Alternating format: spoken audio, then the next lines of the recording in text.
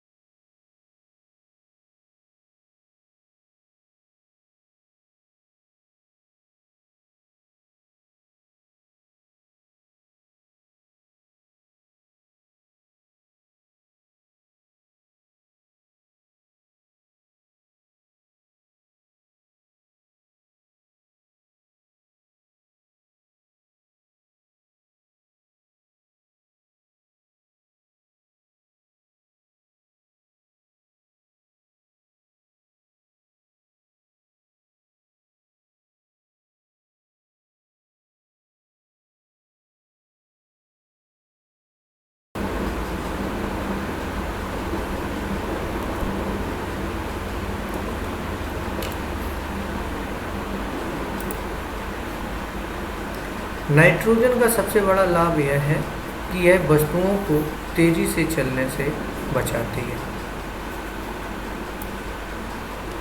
चलिए नेक्स्ट प्रश्न देखेंगे हम।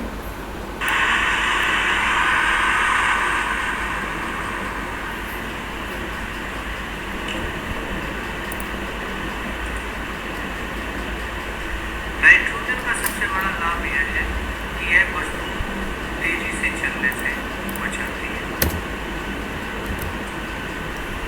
नेक्स्ट प्रश्न हमारा है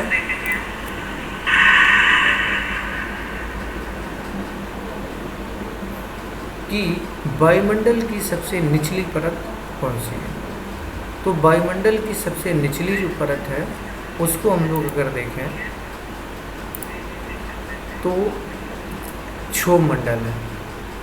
यानी वायुमंडल की सबसे निचली परत, यानी जैसे कि यहाँ पृथ्वी से शुरू होती है तो सबसे पहले क्षोभ मंडल आएगा, उसके बाद समताप मंडल, फिर आयन मंडल, फिर ओजोन मंडल, इस प्रकार से आते हैं। वायुमंडल के सबसे निचले भाग की जो ऊंचाई का अगर देखें धरातल की तो 12 किलोमीटर है, जिसको हम क्षोभ मंडल के नाम से भी जानते हैं।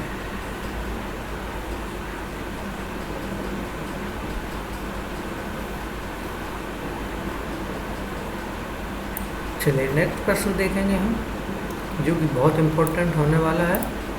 और नेक्स्ट प्रश्न हमारा है कि निम्न वायुदाब केंद्र क्या कहलाता है, यानी जो निम्न वायुदाब जो केंद्र है उसे हम किस नाम से जानते हैं। तो जो निम्न वायुदाब वाला जो केंद्र होता है उसे हम चक्रवात के नाम से जानते हैं। किस नाम से? चक्रवात के नाम से जानते हैं। चलिए नेक्स्ट प्रश्न हम देखेंगे।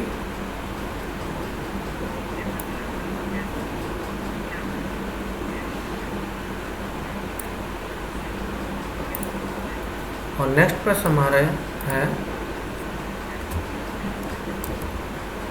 वायुमंडल की ओजोन परत, यानी अगर हम देखें तो वायुमंडल की ओजोन परत पृथ्वी को बचाती है, यानी वायुमंडल की ओजोन परत जो है वो पृथ्वी को बचाती है। तो वो किसके कारण बचाती है? वो यानी किससे बचाती है? वायुमंडल की ओजोन जो परत है वो पराबैंगनी किरणों से हमको बचाती है। इसका ऑप्शन नंबर 4 हमारा करेक्ट है। यानी पृथ्वी की जो पराबैंगनी किरणों से वायुमंडल की ओजोन परत बचाती है और समताप मंडल के निचले भाग में 15 किलोमीटर से 35 किलोमीटर के बीच ओजोन गैस का मंडल होता है।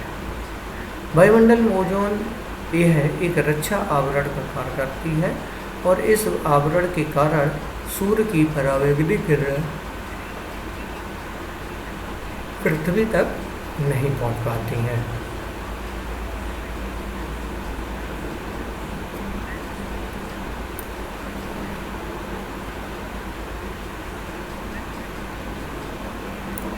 चलिए नेक्स्ट प्रश्न देखेंगे हम।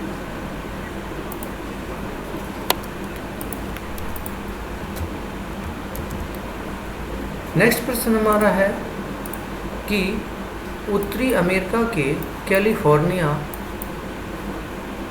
यानी उत्तरी अमेरिका के कैलिफोर्निया, दक्षिणी अमेरिका के मध्य चिली और पश्चिमी ऑस्ट्रेलिया के दक्षिण पश्चिमी छोर के तटीय क्षेत्रों में निम्नलिखित में से कौन सी जलवायु पाई जाती है? बहुत इम्पोर्टेंट है। तो अगर हम देखना चाहें तो कैलिफोर्निया और दक्षिण अमेरिका के मध्य में चिली तथा पश्चिमी ऑस्ट्रेलिया दक्षिण पश्चिमी छोर के तटीय क्षेत्रों में एक भूमध्य सागरीय जलवायु पाई जाती है। कौन सी? इसका ऑप्शन नंबर 2 हमारा करेक्ट है, भूमध्य सागरीय। इसका विस्तार अगर देखें तो हम भूमध्य रेखा के दोनों ओर 30 से 40 अक्षांशों के बीच महाद्वीपों के पश्चिमी भागों में पाया जाता है। चलिए नेक्स्ट क्वेश्चन हम देखते हैं।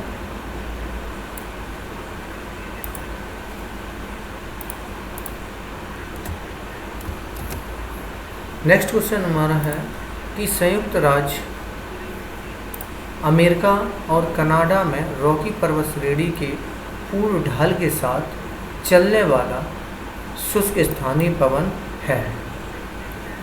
तो वो कौन सा स्थानीय पवन है?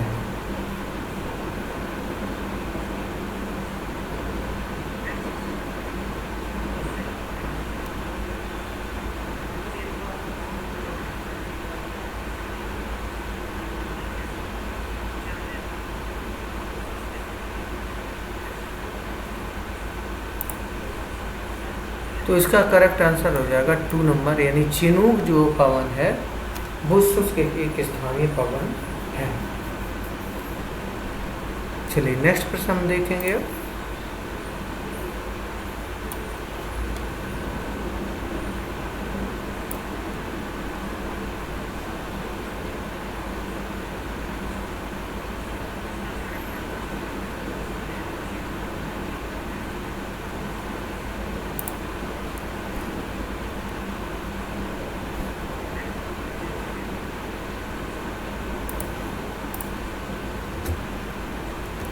नेक्स्ट प्रश्न है कि निश्चित सीमा व निश्चित दिशा में तीव्र गति से बहने वाली जलराशि को हम किस नाम से जानते हैं? यानी निश्चित सीमा व निश्चित दिशा में तीव्र गति से जो बहने वाली जलराशि होती है उसको हम किस नाम से जानते हैं? तो उसे हम जानते हैं धारा के नाम से। यानी जो करंट है उसके नाम से हम लोग जानते हैं धारा।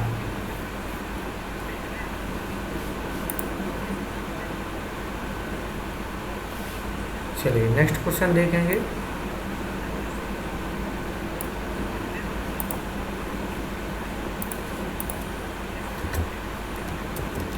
नेक्स्ट प्रश्न है कि सर्वाधिक लवणता किसमें पाई जाती है? तो इसका ऑप्शन नंबर 2 हमारा करेक्ट है। मृत सागर में जो है सबसे ज़्यादा लवणता पाई जाती है, यानी लवणता को प्रति 1000 में व्यक्त करते हैं। और समुद्री जल की औसत लगभग 35 प्रति 1000 होती है।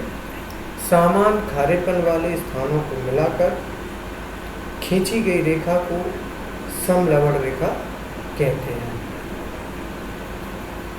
दिए गए विकल्पों में लवणता इस प्रकार है कि मृत सागर में 240%, काला सागर में 15 तथा लाल सागर में 41% है। प्रमुख मत्स्य क्षेत्र ग्रांड बैंक स्थित है,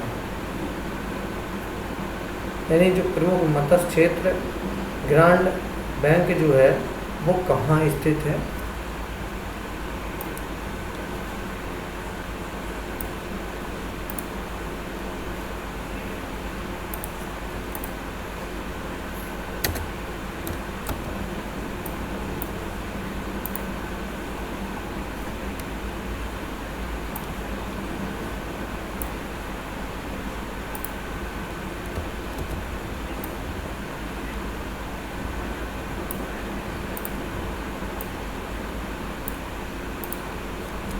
चलिए इस क्वेश्चन का आंसर हमारा क्या होगा? प्रमुख मत्स्य क्षेत्र जो है ग्रांड बैंक कहाँ स्थित है? बहुत इंपॉर्टेंट क्वेश्चन रहेगा ये वाला। इसका करेक्ट आंसर है उत्तर अटलांटिक महासागर, यानी ऑप्शन नंबर हमारा 3 हो जाएगा, उत्तर अटलांटिक महासागर।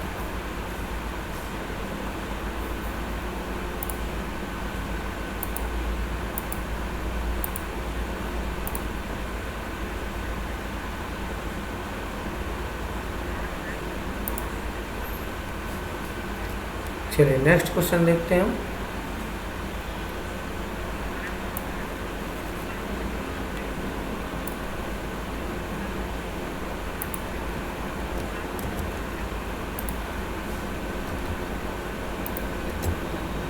नेक्स्ट प्रश्न हमारा है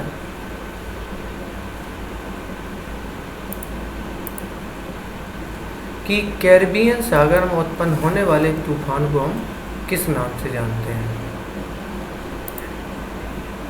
यानी कैरिबियन जो सागर है उसमें उत्पन्न होने वाले तूफान को हम लोग किस नाम से जानते हैं? तो वो हरिकेन के नाम से जानते हैं, यानी यह अटलांटिस महासागर में उठने वाली तथा पराबैंगनी द्वीप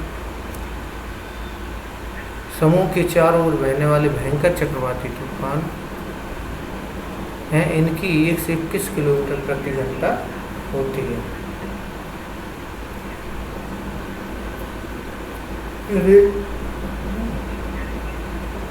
कैरिबियन सागर में जो उत्पन्न होने वाले तूफान होते हैं उसे हम किस नाम से जानते हैं? हरिकेन के नाम से जानते हैं, यानी ऑप्शन नंबर बी हमारा करेक्ट हो जाएगा।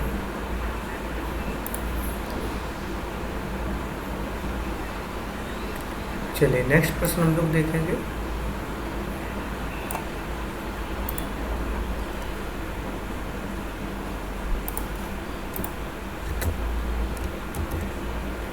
गल्फ स्ट्रीम धारा प्रवाहित होती है, यानी जो गर्म स्ट्रीम धारा जो है वो प्रवाहित होती है किस में? तो बहुत इम्पोर्टेंट है, जैसा कि 4 ऑप्शन है। तो जो गर्म स्ट्रीम लाल जल धारा है वो आंध महासागर के पश्चिमी तट पर पाई जाती है, यानी आंध महासागर के पश्चिमी तट पर पाई जाती है, यानी इसका ऑप्शन नंबर बी हमारा करेक्ट है। चलिए नेक्स्ट प्रश्न देखते हैं हम।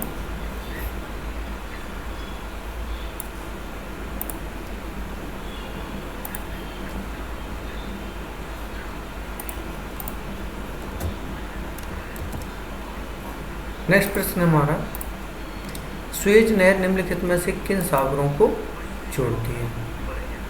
तो जो सुएज नहर है वो किन दो सागरों को जोड़ती है?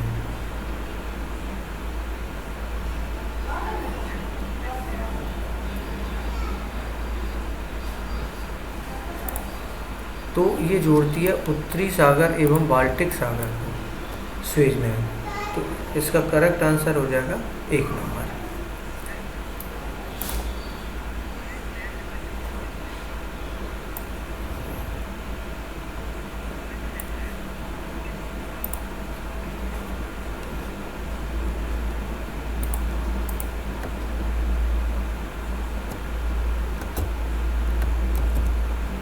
चलिए नेक्स्ट प्रश्न है कि पनामा नहर किसको जोड़ती है?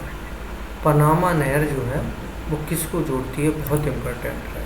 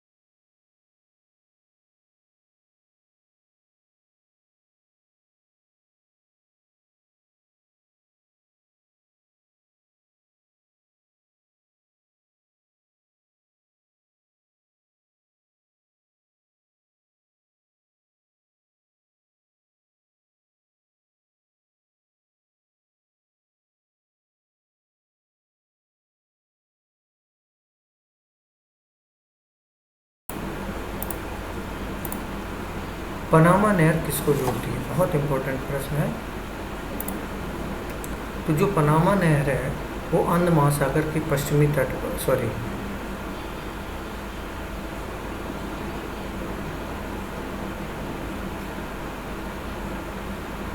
यानी जो पनामा नहर है वो प्रशांत महासागर और अटलांटिक महासागर को जोड़ती है। यानी इसका अगर हम ऑप्शन नंबर 3 देखें तो प्रशांत महासागर और अटलांटिक महासागर इसका इम्पोर्टेंट है। यानी प्रशांत महासागर और अटलांटिक महासागर को जोड़ती है पनामा नहर। प्रशांत महासागर को और अटलांटिक महासागर से जो पनामा नहर जोड़ती है, इसका निर्माण जो है वो पनामा जल डमरू मध्य के आर पार नगर एवं कोलोन के बीच किया गया है। इसकी लंबाई 72 किलोमीटर लंबी है, जो लगभग 12 किलोमीटर लंबी अत्यधिक गहरी कटाव से युक्त है और इस नहर में कुल 6 जलबंधक तंत्र हैं। आज पनामा नहर एक प्रमुख जल परिवहन मार्ग है। चलिए नेक्स्ट क्वेश्चन देखते हैं हम।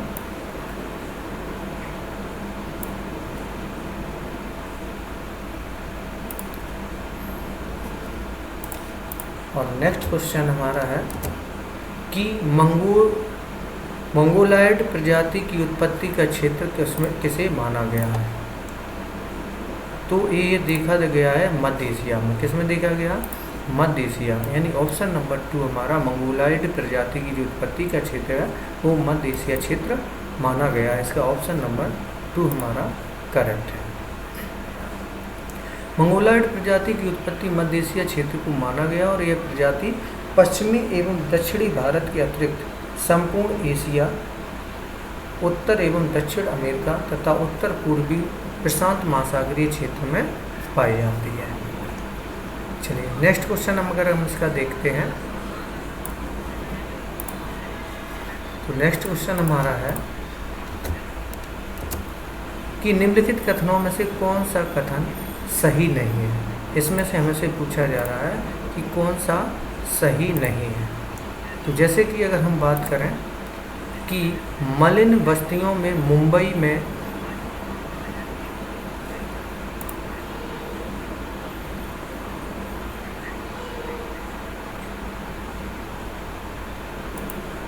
यानी मलिन बस्तियों में मुंबई में चाल कहते हैं, ये करेक्ट बात है। मलिन बस्तियों को दिल्ली में झुग्गी या झोपड़ी कहते हैं, यह गलत है। मलिन बस्तियों को कोलकाता में झोपड़पट्टी कहते हैं, करेक्ट है। और मलिन बस्तियों को चेन्नई में चेरी के नाम से जानते हैं। यानी इसमें पूछा गया था कि सही नहीं है, तो हम देखते हैं तो क्वेश्चन के आंसर हमारा 2 नंबर करेक्ट हो जाएगा। यानी जो मलिन बस्ती गरीबी एक चरमावस्था में है, जिसमें आवास इतने अधिक अनुपयुक्त हो जाते हैं कि वे समाज के स्वस्थ और नैतिक मूल्य के लिए खतरनाक साबित हो जाते हैं। मलिन बस्तियों को दिल्ली में झोपड़पट्टी के नाम से जाना जाता है, जो कि कोलकाता में जिस नाम से जाना जाता है वही दिल्ली में भी माना जाता है।